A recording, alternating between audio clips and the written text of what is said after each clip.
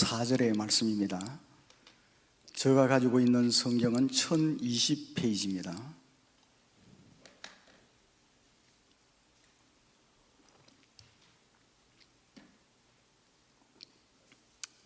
우리가 함께 봉독하겠습니다. 나의 종 야곱, 내가 택한 이스라엘아, 이제 들어라. 너를 만들고 너를 모태에서부터 지어낸 너를 도와줄 여호와가 이같이 말하노라. 나의 종 야곱, 내가 택한 여수루나 두려워하지 말라. 나는 목마른 자에게 물을 주며 마른 땅에 시내가 흐르게 하며 나의 영을 네 자손에게, 나의 복을 네 후손에게 부어주리니 그들이 풀 가운데서 솟아나기를 시냇가에 버들같이 할 것이라. 아멘. 주님께서 불러주셔서 동일교회 하나님을 만나기 위해서 나왔습니다. 입술이 둔하오니 성령께서 말씀하여 주옵시고, 듣는 것이 부족하오니 성령께서 깨우쳐 주옵소서. 아버지여 말씀하소서. 종들이 듣겠나이다. 예수 그리스도의 이름으로 기도드리옵나이다. 아멘. 동일교회 여러분들을 우리 하나님은 정말로 사랑하십니다. 정말 사랑하세요. 제가 이 선교에 대해서 보고도 하고 준비를 하려고 기도하는 가운데 준비를 하는데 성령 하나님께서 계속 다르게 말씀을 주셨습니다. 그래서 오늘 제가 순종하는 마음으로 준비한 것을 가지고 말씀을 선포하도록 하겠습니다. 경제학자들은 이 코로나 바이러스가 언제 끝날지 모르지만은 끝난 후에 실물 경제가 회복되는 데 걸리는 기간이 짧게는 3년에서 5년이 걸린다는 겁니다. 그리고 길게는 7년에서 8년이 걸릴 것이라고 생각을 하고 있습니다. 더 중요한 문제는 이 기간이 끝난 뒤에는 전혀 다른 미래를 맞이할 것이다 라고 전망을 합니다. 지금까지 겪어본 적도 없고 생각해 본 적이 없는 그러한 시대가 펼쳐질 것이라는 겁니다. 인공지능 시대가 본격적으로 시작될 것이라고 말합니다. 병에도 걸리지 않고 파업도 하지 않습니다. 월급을 주지 않아도 됩니다. 쉬지도 않아요. 인간보다 수억만 배로 일을 잘 처리합니다. 불평도 하지 않습니다. 이러한 인공지능으로 대체할 것이라는 겁니다. 그래서 인공지능 시대가 본격적으로 펼쳐지는 코로나 이후 시대에는 새로운 철학관, 그리고 가치관, 그리고 생활 습관과 문화가 형성될 것이라 그렇게 전망을 합니다. 여러분들이 잘 아시는 서울대 공대 유기윤 교수팀은 이 인공지능 시대가 본격화되면 점차 우리나라 인구의 99.97%가 난민 수준의 삶을 살 것이라고 전망을 합니다. 0.03%가 거의 대부분의 부를 독차지할 것이라고 내다보고 있습니다. 또 여러분들께서 잘 아시듯이 이스라엘 역사학자 유발 하라리, 영국 BBC 방송과의 인터뷰에서 이 코로나 바이러스는 건강의 위기가 아니라 정치적 위기다, 그런 이야기를 했습니다.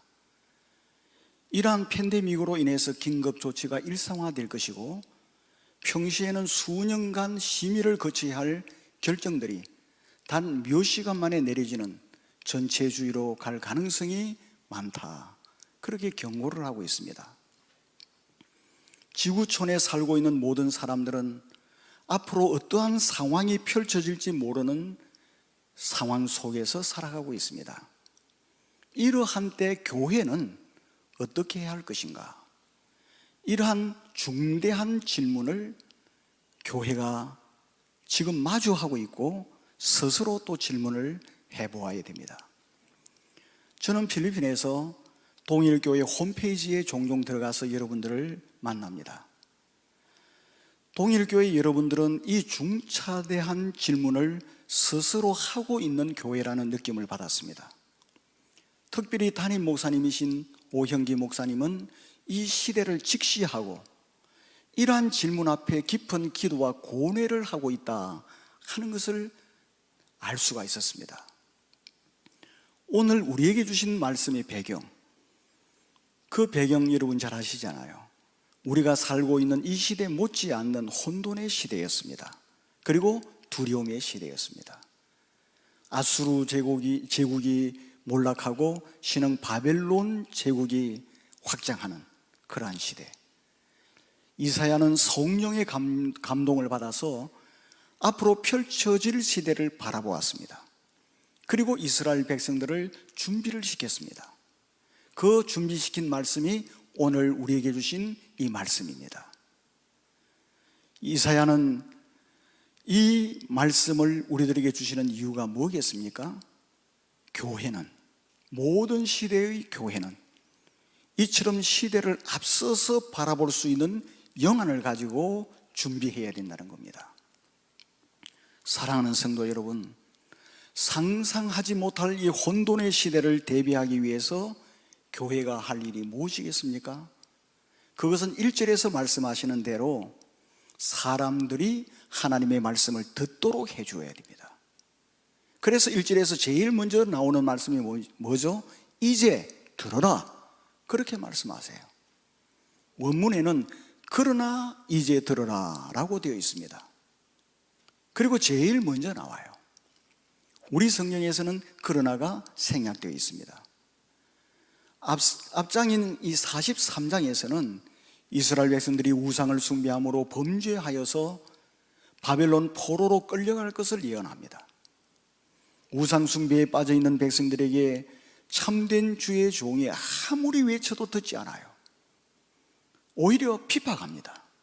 하나님의 인내는 끝이 있습니다. 하나님의 인내는 무진장하게 계속되는 게 아닙니다.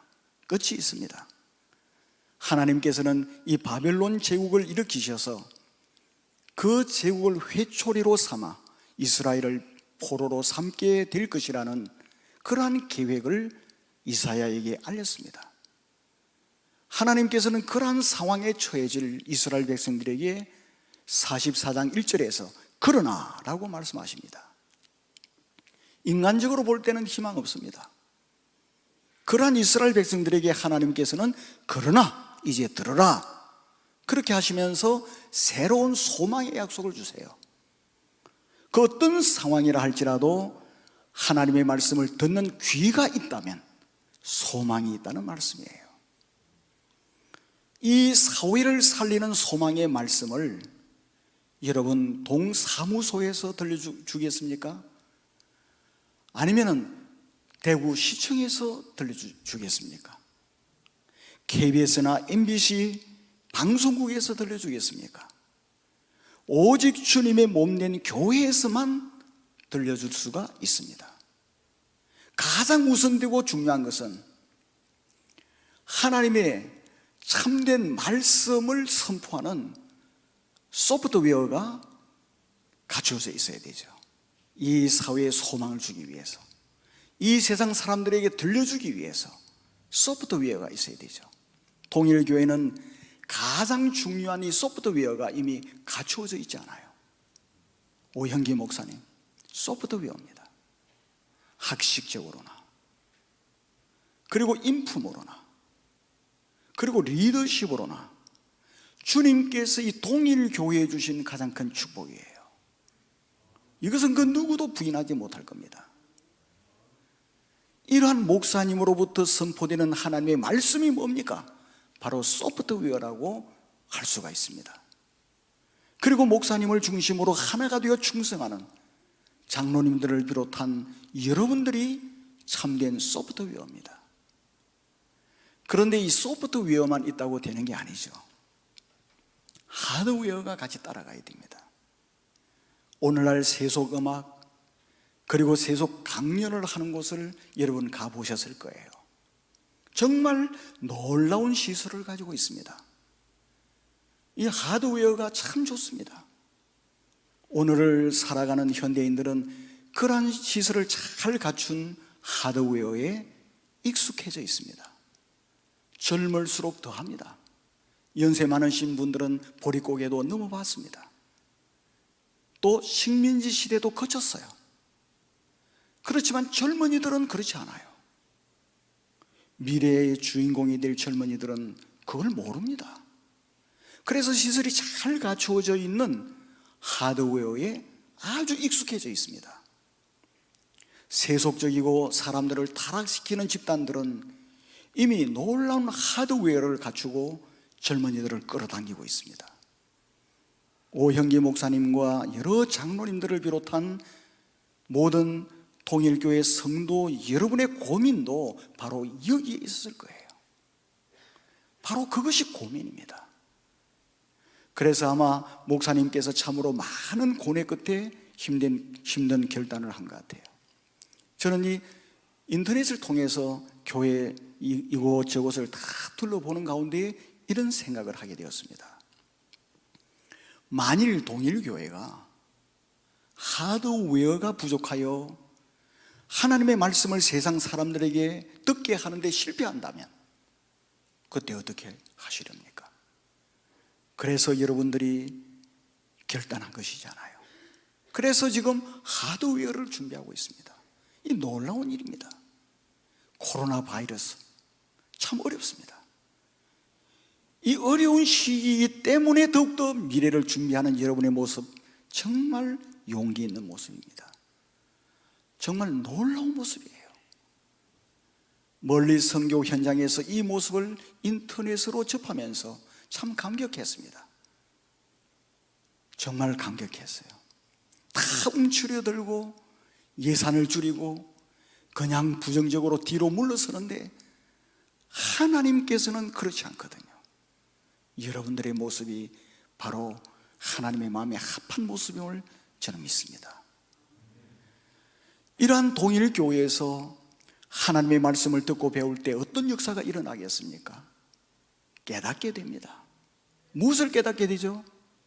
하나님께서 나를 택하셨다는 그 놀라운 사실을 깨닫게 됩니다. 그래서 1절에서 말씀하잖아요. 내가 결단하여 동일교회에 나온 것이 아님을 알게 돼요. 하나님께서 나를 선택하였기 때문에 나오게 된 것, 이걸 알게 됩니다. 하나님께서 택하여 주신 자녀를 누가 해코지를 합니까? 이 사실을 깨닫게 돼요. 이 사실을 깨닫고 어떤 어려운 상황에서도 담대함을 가지고 전진하는 그러한 사람을 만들어 줄 겁니다. 동일교회에 나와 예배를 드리며 이 사실을 깨닫고 감격의 눈물을 흘리게 될 거예요. 그 감격의 눈물의 자국을 이 교회에 남기게 될 거예요. 어디에서 나오는 겁니까? 말씀을 들을 때 그러한 역사가 일어난다는 거예요. 더 나아가서 2절에서 뭐라고 말씀하십니까? 나의 종이라고 말씀하세요. 하나님 말씀을 들을 때 내가 하나님의 종이구나 하는 사실을 깨닫습니다. 이 구약 성경에서 나의 종이라고 하는 이 말은 아브라함이라든지 이삭이라든지 야곱이라든지 모세, 다윗, 이러한 하나님께서 가장 신뢰하는 그러한 사람들에게 부여된 호칭이에요. 그 사람이 나의 종이에요. 영광스러운 이름이 나의 종입니다. 그래서 하나님께서 나의 종이라고 부르실 때는 하나님과 인격적인 교제의 대상입니다. 그리고 하나님께서 깊이 사랑하시고 하나님께서 신뢰한다는 그런 대상으로 나의 종이라는 호칭으로 우리 하나님은 부르셨어요. 생각해 보세요. 얼마나 영광스럽습니까? 창조주 하나님께서 나를 깊이 사랑하신다는 겁니다. 그리고 나를 신뢰하신다는 거예요. 누가? 창조주가. 참으로 이 보잘것없는 나를 하나님께서 사랑하신다는 겁니다. 나는 보통 존재가 아니라 창조주의 사랑받는 사람이라는 것을 깨닫게 돼요. 무엇을 통해서? 오형기 목사님 선포하시는 말씀을 통해서. 그때의 감격을 무엇으로 표현할 수 있겠습니까? 더 나아가서 이러한 창조주 하나님께서 뭐라고 말씀하시죠? 나를 도와주신다고 하십니다. 이것을 깨닫게 돼요. 2절에서 도와줄 여호와가 그렇게 말합니다. 이 도와줄이라고 하는 히브리 말의 의미가 정말 중요합니다. 위험한 환경 가운데 처한 사람을 애워쌉니다. 천사를 보내셔서 호의를 해요. 그리고 방어를 합니다. 그렇게 함으로 안전하게 돕는 것을 의미합니다. 공격이 들어오고 고난이 몰려옵니다. 말할 수 없는 고통이 있습니다. 그런데 하나님께서는 그러한 나를 다 울타리를 치듯이 둘러싸요.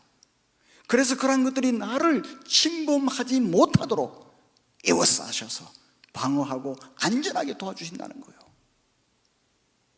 놀라운 사실 아닙니까? 완벽하게 하나님께서는 도와주신다는 겁니다. 이 사실을 깨닫게 돼요. 무엇을 통해서? 말씀을 듣는 것을 통해서. 이 들을 때 이 역사가 일어난다는 거예요. 깨닫게 된다는 겁니다. 얼마나 힘이 되겠습니까? 그뿐만이 아닙니다. 하나님께서는 나를 여수룬이라고 불러주신다는 사실을 알게 됩니다. 여수룬이라는 말이 무슨 뜻이죠? 이 여수룬이라고 하는 말은 야사로에서 나온 말이에요. 이 말은 꼿꼿한 사람이에요. 꼿꼿한 사람. 교만한 사람이라는 뜻이 아니고 올바른 사람이라는 뜻이에요. 그리고 정직한 사람, 여수루나, 이건 사랑하는 자야, 그런 말인 의미인데 원래는 거기에서 나왔다는 거예요. 여러분 가만히 생각해 보세요. 우리가 어떤 사람입니까? 정말 부족이 많잖아요. 몇 번씩이나 잘못을 범하지 않습니까? 허물투성이잖아요. 그럼에도 불구하고 우리 하나님께서는 우리를 그리스도 예수의 보혈의 피로 다 덮으셨습니다. 그리고서 여수루나 그렇게 부르시는 거예요. 너무 허물투성입니다. 죄인이에요. 하나님 앞에 설 수 없는 사람입니다. 그럼에도 불구하고 예수 그리스도의 보혈로 다 씻으셔서 여수루나 그렇게 부르십니다. 하나님 앞에 설 수 없는 죄인을 꼿꼿한 사람아, 올바른 사람아, 정직한 사람아, 이렇게 불러주시는 거예요. 그것뿐입니까? 여러분 3절 보세요. 목마른 자에게 물을 주신답니다. 마른 땅에 시내가 흐르게 하신다고 약속하고 있는 겁니다. 이 사실을 깨닫게 돼요. 말씀을 통해서. 그래서 3절에서 말씀하시는 목마른 자는 단순히 그냥 운동을 했더니 목이 마르다, 그런 정도의 의미가 아닙니다. 이 목마른 자는 생명을 유지하는데 기본적인 게 물입니다. 물조차 얻을 수 없는 비참한 상태에 처한 그러한 사람을 의미합니다. 아주 가련한 사람, 힘 없는 사람. 세상 사람들은 어떻게 하죠? 잘 살 때는 친구들 많아요. 전화도 많이 합니다. 어려움에 처하면은 다 외면해 버립니다. 가까이 하지 않아요. 전화를 해도 안 받아요. 그게 세상 사람들입니다. 그러나 하나님은 결코 그렇지 않다는 거예요. 그 가련한 사람을 찾아오세요. 도와주세요. 물을 주십니다. 이 3절에서 물을 주며라는 이 말, 준다는 이 말은요, 퍼부어 준다는 거예요. 그것도 모자라서 물이 흘러 들어가도록 해주겠다는 의미입니다. 이 한 컵 정도 주는 게 아니에요. 아예 물이 강물처럼 흘러 들어가도록 해주시겠다는 거예요. 가난하고 궁핍한 자를 세상 사람들은 외면합니다. 그렇지만 하나님께서는 어떻게 합니까? 내가 어려움에 처할 때 필요한 것을 아예 넘치도록 흘러 들어가도록 풍족하게 채워주시겠다는 거예요. 이 사실을 우리 목사님을 통해서 선포되는 그 말씀을 들을 때 알게 돼. 얼마나 힘이 됩니까? 친척은 외면하고 심지어는 형제까지 괄시해도 인간의 생사화복을 주관하시는 살아계신 나의 아버지 하나님은 나를 도와주신다. 물을 주신다. 흘러 넘치도록 해주신다. 이 사실을 깨닫고 일어설 수가 있는 거예요. 낙심하지 않아요. 요즘 많은 사람들이 얼마나 절망하여 이 자살하는 사람들 많잖아요. 그러나 이곳에 와서 말씀을 들을 때 어떠한 낙담도 물리칠 수가 있습니다. 희망을 가질 수가 있고 소망 가질 수 있는 거예요. 어디에서 이런 일이 일어납니까? 교회에서 일어나는 거예요. 통일 교회에서 말씀을 들을 때. 그리고 물을 주시되 하나님께서 주도적으로 적극적으로 부어주신다는 의미입니다. 이 준다는 말은요, 능동형으로 되어 있어요. 하나님께서 물을 주시되 능동적으로 적극적으로 주시는 겁니다. 우리가 깨닫지 못할 때가 있어요. 하나님은 아시고 부어주시겠다는 거예요. 그리고 물을 주시되 이벤트 행사로 끝나지 않습니다. 힘없고 가련한 사람들에게 필요한 것을 지속적으로 베풀어 주시겠다는 겁니다. 그래서 이 동사형이 미완료형이에요. 계속해서 주시겠다는 거예요. 한 번 주고 그냥 끝내버리는 게 아닙니다. 이러한 하나님이 우리 아버지라는 사실을 알게 돼요. 이 동일교회에 나와서 말씀을 들을 때 이 엄청난 사실을 깨닫고 얼마나 감격하겠으며 얼마나 담대함을 누릴 수가 있겠습니까? 이러한 것을 깨닫고 감격하는 심령 위에 하나님 뭘 주신다고 약속합니까? 성령을 주세요. 성령은 하나님께서 우리에게 주시는 가장 좋은 선물이에요. 그래서 누가복음 11장 13절을 보면 우리 예수님께서 우리의 하늘 아버지께서 우리에게 주시는 가장 좋은 축복이 뭐라는 겁니까? 성령이라고 말씀하십니다. 이러한 성령을 부어주세요. 성령의 사람이 되는 거예요. 또한 하나님께서 하나님의 복을 우리에게뿐만 아니고 우리 후손들에게 부어주시겠다는 거예요. 3절을 보면은 나의 복을 내 후손에게 부어주리니. 이 나의 복이라고 하는 말은요, 공고함이 없는 것을 말합니다. 그리고 영적으로 풍성한 것을 의미해요. 아무리 돈이 많아도 영적으로 공고하면 정말 불쌍한 사람이죠. 부어준다는 이 말은 차고 넘치도록 쏟아 붓는 것을 의미합니다. 쏟아 부어주는 거예요. 그리고 이 말도 능동형입니다. 하나님이 기꺼이 적극적으로 차고 넘치도록 부어주시겠다는 거예요. 우리 후손들에게. 이것도 역시 마찬가지예요. 한두 번 부어주고 마는 게 아닙니다. 끝도 없이 계속 부어주시겠다는 거예요. 끝도 없이. 그래서 미완료 시제를 쓰고 있어요. 주위에 있는 수많은 사람들이 통일교회에 와서, 초청되어 와서 목사님의 말씀을 들을 때 이 놀라운 축복을 받게 된다는 사실을 그들이 깨닫게 되는 겁니다.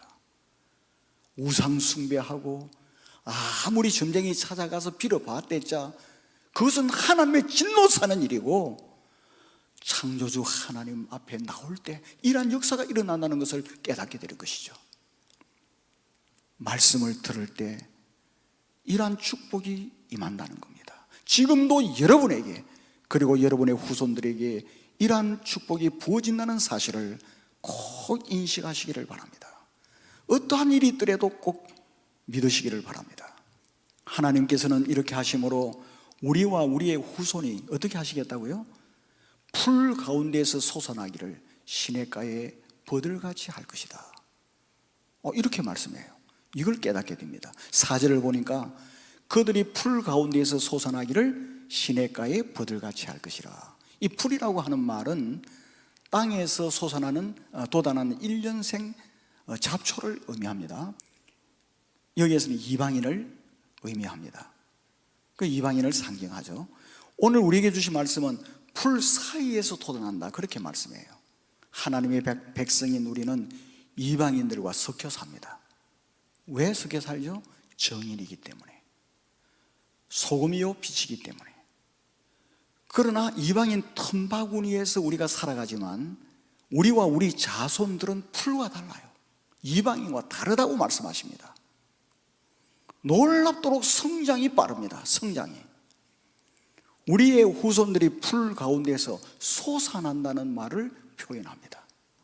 이 솟아나기를이라는 말은 용수철이죠. 용수철이 탁 눌러져 있다가 놓으면은 팡 튕겨 올라가지 않습니까? 그와 같이 용수철이 튀어오르듯이 솟아나는 것을 말해요. 이 솟아난다는 말도 다 능동이에요.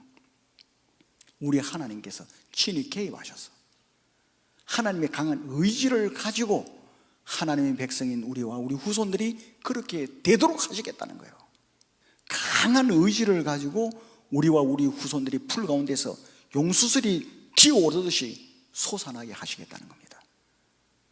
그리고 이것은 또 특별한 걸 쓰고 있는데 확실한 결과를 나타내는 그러한 시시를 씁니다. 그때 가봐야 알지 뭐, 그렇게 생각할 수 있습니다. 그러나 이 말은요, 너무도 확실한 결과가 보장되어 있는 용어입니다. 확실한 결과가 보장이 되어 있어요. 누가 보장합니까? 하나님이. 대통령이 약속을 해도 책임감이 있는데 창조주 하나님이 약속한 겁니다. 하나님의 백성이 이방인들의 틈바구니에서 살아가지만 성령 부어주시죠. 복을 부어주시죠. 풀 가운데에서 용수철이 튀어오르듯이 번성케 해주시겠다는 겁니다. 이 엄청난 거예요. 어떻게 알 수가 있어요? 말씀을 들을 때 듣는 게 이렇게 중요한 겁니다. 그리하여 하나님께서는 하나님의 백성인 우리와 우리 후손들을, 통일교회 여러분들과 여러분의 후손들을 시냇가에 버들같이 할 것이다. 오늘 제목입니다. 이 시냇가로 번역된 말은 이 낙동강처럼 한 줄기로 쭉 흐르는 그런 시내가 아니에요. 여러 갈래로 흐르도록 관계시설을 갖춘 시내를 말합니다. 그리고 시냇가로 번역된 이 말은 관계가 잘 되어 있는데 이 말은 계속 나아가다, 지휘하다는 말에서 나온 말이에요. 지휘를 하다. 성가대 오늘 오전에 예배 때 성가대 지휘자가 지휘를 했지 않습니까?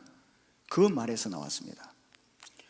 우리가 심겨진 시냇가는 어떤 시냇가죠? 관계시설이 너무 잘 갖추어져서. 누가 갖추었습니까? 하나님이 하신 관계시설을 갖춘 시내입니다. 여러 갈래로 흘러있기 때문에 모든 뿌리가 사방에 어디 가도 물을 다 흡수할 수 있어요. 결코 흐름이 끊어지지 않도록 하나님께서 지휘자가 돼요. 지휘자가 앞에 탁 지휘를 하죠. 그러면은 악단들이 쭉 앉아있는데 누가 무슨 음을 내는지 다 압니다. 그 지휘자잖아요. 하나님께서 친히 지휘를 하셔. 그 관계시설을 쫙 관리를 하신다는 겁니다. 그래가지고 하나도 틈이 생기지 않도록 쫙 관리를 하는 그러한 시냇가에 심겨진 버들이에요. 버들. 우리가 하나님이 우리를 얼마나 사랑하십니까? 하나님은 우리를 이처럼 사랑하세요. 정말 세밀하게 사랑하십니다. 이렇게 돌보시는데 조금 어렵다고 낙심하십니까? 좀 힘들다고 불평하십니까? 우리는 하나님의 자녀입니다. 하나님이 이렇게 우리를 돌보시고 계시는데 우리 입에서 못 살겠다, 그런 말 나와서는 안 돼요. 하나님이 정말 섭섭해 하십니다. 이렇게 돌보아 주는데 우리 입에서 죽겠네, 그래 되겠습니까? 사랑하는 성도 여러분, 이러한 엄청난 사실을 어떻게 알 수 있죠? 말씀을 들을 때. 그래서 여러분은 지금 이 코로나 상황 속에서도 죽어가는 이웃이 와서 효과적으로 말씀을 들을 수 있는 하드웨어 준비하고 있습니다. 이것은요 참 중요한 겁니다. 여러분들은 위대한 일을 하고 있는 거예요. 지금 동일교회가 고대도에 건설한 칼 귀철라프 선교사의 기념관, 여러분 고대도하고 인터넷 구글에 들어가서 쳐보세요. 제일 먼저 나오는 게 이 귀철라프 선교관입니다. 이거 선교단체에서 올린 게 아니에요. 행정기관에서 올린 겁니다. 저도 여러 번 들어가 봤어요. 명소가 되어 있어요. 명소가. 누가 한 겁니까? 여러분이 한 거예요. 누가 비전을 냈습니까? 목사님이 내셨어요. 그러니까 소프트웨어가 얼마나 대단한 겁니까? 여러분은 여러분의 정체성을 아시는 게 참 중요합니다. 그러니까 지금 하드웨어도 지금 힘차게 나가고 있잖아요. 수많은 사람들이 고대도를 방문하여 기독교에 대해서 긍정적인 마음을 품고 돌아가고 있습니다. 비판적인 사람도 고대도에 가보고 기독교가 대단한 일을 했구나, 그걸 알고 가는 거예요. 놀라운 영혼 구원이 일어나고 있습니다. 그뿐만 아니라 여러분들은 저를 후원하십니다. 저를 후원하세요. 필리핀은 로마 캐토릭이 85% 이상입니다. 여러분, 로마 캐토릭 기독교 아닙니다. 큰일 납니다. 어떤 분들은 이거나 저거나 잘 믿으면 된다 하는데 그것만큼 무책임한 말이 없습니다. 농약을 갖다 주면서 이거나 저거나 잘 먹으면 됩니까? 약이니까. 배가 아픈데 몸에 바르는 먹주름을 갖다 주면서 이걸 가지고 배에 바르라고 하면 됩니까? 구원의 길은 하나입니다. 천주교는 성경과 다릅니다. 거기에서 저는 필리핀 목사님들을 재교육을 시킵니다. 참 힘듭니다. 쉽지 않습니다. 여러분들의 후원과 기도의 사랑으로 지금 하고 있는 거예요. 그러니 제가 여러분을 잊겠습니까? 오행기 목사님을 잊을 수가 있겠습니까? 장로님들을 잊을 수가 있겠습니까? 그리고 지금 코로나로 인해서 만날 수가 없어요. 학교도 모일 수가 없습니다. 그러나 인터넷을 통해서 강의를 하고 있습니다. 여러분의 이러한 모습을 하나님께서 지금 보십니다. 얼마나 기뻐하시겠어요? 정말 기뻐하시고 너무 기뻐하실 거예요. 그래서 저는 선교에 대한 이 보고도 하고 그렇게 쭉 하는데 계속해서 성령께서 이 말씀을 주시는 거예요. 여러분만 시냇가의 버들 같은 축복을 받는 게 아닙니다. 여러분은 모든 이웃이 함께 이러한 복을 누리도록 하고 있는 거예요. 하나님께서 여러분과 후손들을 그 어떠한 상황이 펼쳐진다 할지라도 유발 하라리, 유기훈 교수님 팀, 그런 분들이 앞으로의 세상이 정말 겪어보지 못한 그러한 상황이 펼쳐진다고 말을 하지만은, 그러나 하나님은 변함없습니다. 아브라함의 하나님이 지금 우리의 하나님이십니다. 그런 상황 속에서 쩔쩔매는 하나님이 아닙니다. 하나님은 무에서 우주 만물을 창조하신 분이십니다. 상황이 어떤 상황이 된다 할지라도 하나님께서는 이 동일교회에 나와서 하나님 전에 나와서 말씀을 들을 때 용수철이 튀어오르듯이 번성케 해주실 것을 믿습니다. 하나님께서 반드시 약속하신 대로 상황에 관계없이 그 상황을 뛰어넘어서 하나님의 살아계심을 여러분들을 통해서, 동일교회를 통해서 하나님의 살아계심을 만방에 선포할 줄 믿습니다. 지금도 하나님께서는 여러분에게 말씀하십니다. 내가 너희를 풀 가운데서 솟아나기를 시냇가에 버들같이 할 것이라. 기도하십시다. 능력의 하나님, 참으로 하나님의 마음에 합한 다윗처럼 주님의 뜻을 이루어 드리는 이 아름다운 교회를 우리 하나님께서 풀 가운데 솟아나기를 용수철이 튀어오르는 것처럼 복의 복을 약속하신 그대로 주실 줄을 믿습니다.